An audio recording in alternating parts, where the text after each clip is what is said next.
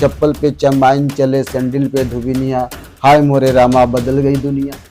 किसी भी political parties में आज दलित अगर बोलने की औकात रखता है या बोलने की ताकत रखता है, वो बहुजन समाज पार्टी की वजह से रहता है। मुगलों के बाद अगर किसी ने निर्माण कार्य किया तो बहन जी ने किया। हमने तो पार्क कहना गलत, बल्कि ये कहें कि वो ऐतिहासिक धरोहर है। तब भी उनके पेट में चुभ रहा है। तो चुभेगा उनको, तो मैं चुभ रहा हूँ, मैं प्रोफेसर हूँ, मैं चुभ नहीं रहा। तो यूपी के लोग भी बीमार हैं क्योंकि बहन जी को समझ नहीं पाए। नहीं तो ऐसा न्याय दिलाने वाली कौन सी नायिका आपको आपकी धरती पे है जो अपने ही सांसद को अगर गलत करता है तो उसको सजा दे रही है। बसपा एक पहली ऐसी पार्टी है जो ये बताया कि हम लीडर बनेंगे, और क्या हुआ, हमारे लीडरशिप के अंतर्गत अपर कास्ट के लोग चलना शुरू किए। मनोहर कांसीराम साहब ने यह भी कहा था कि बसपा एक नेता पैदा करने की फैक्ट्री है। हाँ, फैक्ट्री भी है, और बाबा साहब ने ये भी कहा था कि जो बसपा से हट कर जाएगा वो दूसरी जगह पर फिट नहीं बैठेगा। वोट हमारा, राज तुम्हारा नहीं चलेगा, नहीं चलेगा। जो जमीन सरकारी है वो जमीन हमारी है। तो हमारा वोट था, तुम्हारा राज नहीं चलेगा, हम अपना राज चलाएंगे। और देखिए राज चलने लगा। नमस्कार, मैं संजय अम्बेडकर, आप देख रहे हैं भीमराज दस्तक चैनल। बहुजन समाज पार्टी की सुप्रीमो मायावती का 67वां जन्मदिन है कल, और इस वक्त में हम प्रोफेसर विक्रम सर के साथ में बैठे हैं। तो बहन जी का जन्मदिन आ रहा है सर जी। तो बहन जी का जन्मदिन को लेकर किस रूप से आप देखते हैं, क्या कहना चाहेंगे सर? वो सबसे पहले तो आपको धन्यवाद कि आपने चैनल में हमें जगह दिया है। जो बहन जी के बारे में एक जो सबसे बड़ा शब्द है वो ये कि बहन जी सही मायने में बाबा साहब की लिगेसी कैरी करने वाली एकमात्र उत्तराधिकारी हैं। सही मायने में साहब कांसीराम के उत्तराधिकारी बहन जी रही हैं। और बहन जी कभी एक ज़माने में खुद कहती थी कि वो जिंदा देवी हैं। और मैं भी मानता हूँ कि हमारे समाज में, हालांकि मैं देवी देवता जैसे मिथिकल बातों को नहीं मानता, पर उसी तरह का दर्जा हमारी बहन जी को है जो दर्जा हम अपने माता पिता को देते हैं। सर, अभी आपने देवी शब्द का इस्तेमाल किया। अभी ये कैलाश खेर हैं सिंगर, उन्होंने गाना गाया है जिसमें देवी का जो है उपाधि दी गई है, तो उसे बीजेपी वाले ट्रोल कर रहे हैं। क्या बीजेपी वाले तो पता नहीं क्या क्या ट्रोल करते हैं। बीजेपी के पास कोई और मुद्दा तो है नहीं, और उनको बीजेपी इसलिए ट्रोल करते हैं कि बीजेपी के सही मायने में भारत में मात्र एक ही राजनीतिक पार्टी है, वह है बहुजन समाज पार्टी, जो आरएसएस के ब्राह्मणिकल आइडियाज को ध्वस्त करने वाली पार्टी है। वो है Bahujan Samaj party. Bahujan Samaj party cadre based party है, और कास्ट के अगेंस्ट में जो सही मायने में, आप ये देखिए, जब बीएसपी का उभार हुआ 1980 के बाद ना, तो बहुजन समाज पार्टी के उभार के बाद जो आवाज आई दलित समाज के में, पिछड़ो समाज के मध्य में, वाम से, दलित एससी एसटी माइनॉरिटी के में, वो बहन जी की वजह से या साहब कांसीराम की वजह से आई। नहीं तो इतने महापुरुष पिछड़े भी नहीं जानते थे। जो महापुरुष पेरियार, लाल साहू जी महाराज, हमारी ज्योतिराव फुले, सबके बारे में कौन बताया, है ना। आज जितने भी महापुरुषों का हम जन्मदिन बहन जी ने, साहब कांसी ने मनाया, वो केवल बहुजन समाज पार्टी के जोश है। तो पिछड़ों को भी अलग बहन जी ने जगाया। और अगर उनके 4 साल के 4 बार की सरकार का कार्य भी देखे तो न केवल भारत बल्कि पूरी दुनिया के एक महानतम शासक उन्होंने सरकार में रहते हुए अंबेडकर पार्क बनवाया लखनऊ में जी। उसी को लेकर बीजेपी वाले ट्रोल करते रहते, लेकिन सभी महापुरुषों को उन्होंने स्थापित किया। तो ये तो हमारी बहन जी का बहुत ऐतिहासिक कार्य है। ऐसा कार्य मुगलों के बाद अगर किसी ने निर्माण कार्य किया तो बहन जी ने किया।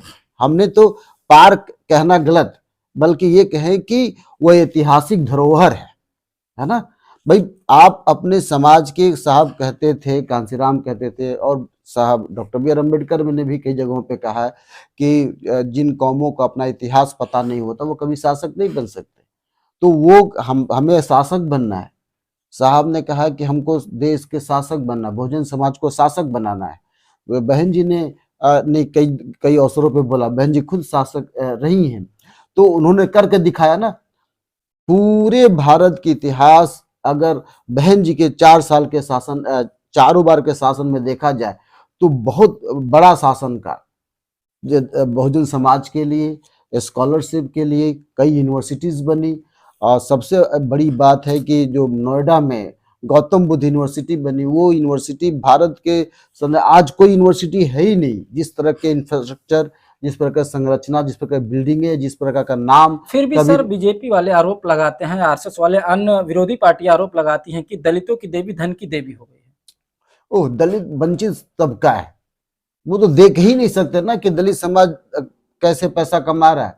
भाई मनुस्मृति में क्या लिखा था कि जो लार्जर कॉन्टेक्स्ट में बहुजन समाज है, शूद्र और अतिशूद्र दोनों मिला करके उनको धन कमाने की आज्ञा ना दी जाए। महिलाओं के पास पैसा ही ना मिले, तो चाहे अपर कास्ट की महिलाएं हों, चाहे ओबीसी और एससी की महिलाएं, उनको पास धन कमाने की इजाजत नहीं थी, इकट्ठा करने की इजाजत नहीं थी, शिक्षा ग्रहण करने की इजाजत नहीं थी, तो वो तो कहेंगे ही ना। विवेक सर या तमाम कहावतें हैं एक जमाने में कि सैंडल पे, चप्पल पे चमाइन चले, सैंडल पे धुबिनिया, हाय मोरे रामा बदल गई दुनिया। तो बताइए हिंदू समाज ने क्या कहा, चप्पल पे चमाइन चले, है ना, सैंडल पे धुबिनिया। मैंने अगर चमार की लड़की चप्पल पे चल रही है और सैंडल पे धुबिन चल रही है तो दुनिया बदल गई। हे भगवान, दुनिया बदल गई। तब भी उनके पेट में चुभ रहा है, तो चुभेगा उनको। तो मैं चुभ रहा हूं, मैं प्रोफेसर हूं, मैं चुभ नहीं रहा हूं। इसी नाते में बात। हाँ, तो जो भी प्रोफेसर, एक एक प्रोफेसर उनके आंखों में चुभेगा, कास्ट सिस्टम के आंखों में हम चुभेंगे। जो तभी तो देखिए मंडल कमीशन के बाद ओबीसी रिजर्वेशन को ठीक से लागू किया गया। जब रिजर्वेशन लागू हुआ तो कुछ बनने शुरू हो गए। अब क्लास 1 का ऑफिसर बनना, क्लास 1 की गाड़ी पे चलना, ये इसकी वजह से कितने लोगों की हत्या कर दी जाती है, मूछ रखने के लिए मार दिया जाता है ना, चश्मा पहनने के लिए, अच्छे चश्मा, अच्छा घर, अच्छा गाड़ी पे चलने के लिए मार दिया जाता है। क्या सर आपको नहीं लगता कि जब बसपा की सरकार थी तो ऐसा नहीं होता था एट्रोसिटी?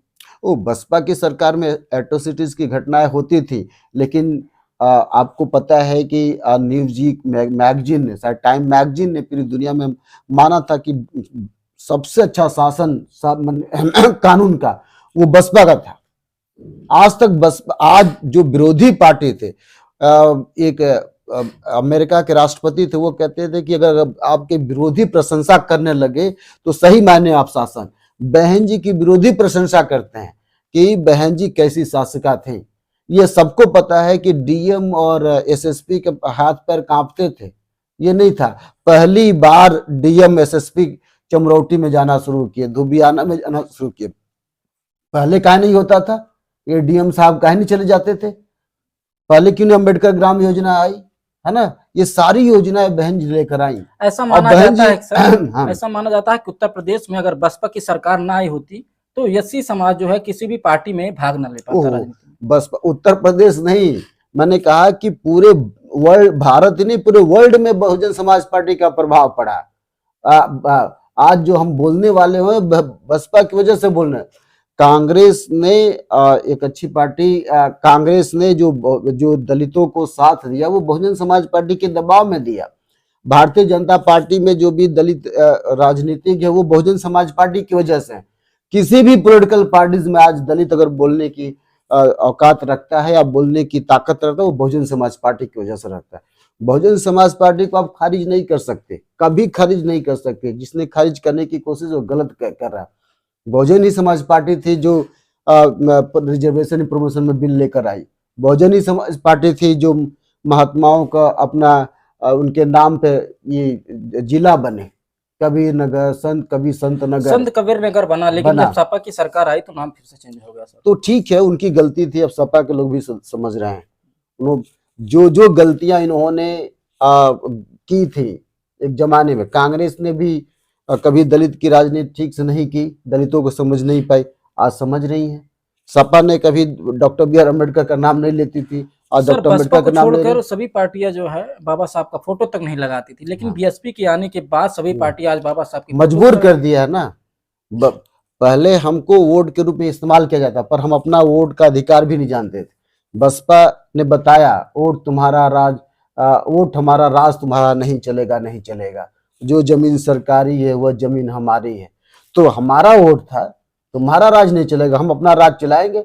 और देखिए राज चलने लगा। पेरियार साहब आए साउथ इंडिया में, नॉन ब्राह्मण मूवमेंट लेकर आए, वहां पे देखिए जो ओबीसी और एससी का आंदोलन चला। अब तक कोई दूसरे विभाग के मुख्यमंत्री नहीं बन पाते, दूसरे कौम के मुख्यमंत्री नहीं बन पाते, और बनते भी है तो उनको हमारे एजेंडे पर चलना होता है। बसपा ने क्या किया? बसपा एक पहली ऐसी पार्टी है जो ये बताया कि हम लीडर बनेंगे, और क्या हुआ, हमारे लीडरशिप के अंतर्गत अपर कास्ट के लोग चलना शुरू किए। मनोहर कांसीराम साहब ने यह भी कहा था कि बसपा एक नेता पैदा करने की फैक्ट्री है। हाँ, फैक्ट्री भी है, और बाबा साहब ने यह भी कहा था कि जो बसपा से हट कर जाएगा वो दूसरी जगह पर फिट नहीं बैठेगा। फैक्ट्री भी है, और था कि जो बसपा से हट कर जाएगा वो दूसरी जगह पर फिट नहीं बैठेगा। वो सच्चाई भी है। बसपा से जो भी नेता बाहर गए कहाँ फिट बैठते हैं? मनोहर कांसीराम साहब ने कहा। हाँ, कहा। तो मैं ये कह रहा हूँ कि ये अम्बेडकर भाई, अपर कास्ट का व्यक्ति भी अब जय भीम बोल रहा है, केवल डॉक्टर बी आर अम्बेडकर की वजह से, आंदोलन की वजह से, जो राइटिंग स्पीच बाबा साहब की आई उसकी वजह से, माने बहुजन समाज पार्टी, बहन जी की राजनीति और साहब कांसी की राजनीति कहीं ना कहीं पूरे वर्ल्ड के राजनीति को प्रभावित करती है। न केवल भारत बल्कि विश्व में बाबा साहब का रिकॉग्निशन बहुजन समाज पार्टी के उभार के साथ होता है।